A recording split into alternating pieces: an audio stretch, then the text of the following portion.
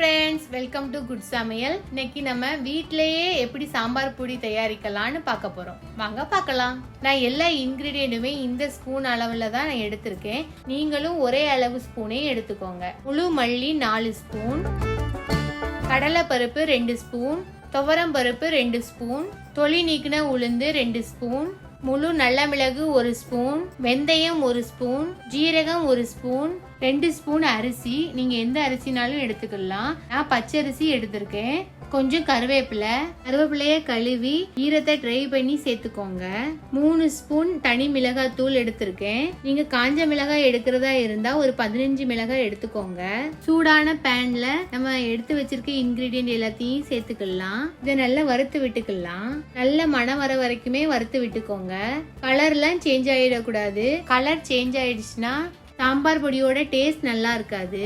இந்த அளவுக்கு நல்லா வறுத்ததுக்கு அப்புறம் சூடு போக வரைக்குமே கொஞ்சம் ஆற வச்சுக்கலாம்.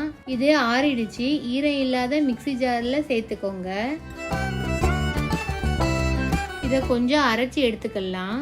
இந்த மாதிரி அரைச்சதுக்கு அப்புறம் 1/4 டீஸ்பூன் மஞ்சள் தூள், 3/4 டீஸ்பூன் பெருங்காயத்தூள், எடுத்து வச்சிருந்த தனி மிளகாய் தூள் எல்லாத்தையும் சேர்த்து நல்லா நைஸா பவுடர் பண்ணி எடுத்துக்கோங்க.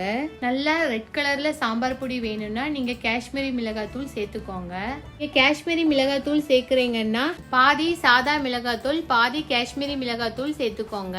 வீட்லயே செய்யறனால எந்த ஒரு கெமிக்கலும் சேர்க்காம ரொம்பவும் ஆரோக்கியமான சாம்பார் பொடி ரெடி ஆயிடுச்சு. ரொம்பவும் டேஸ்டாவும் இருக்கும். நீங்க செஞ்சு பார்த்து கமெண்ட் பண்ணுங்க.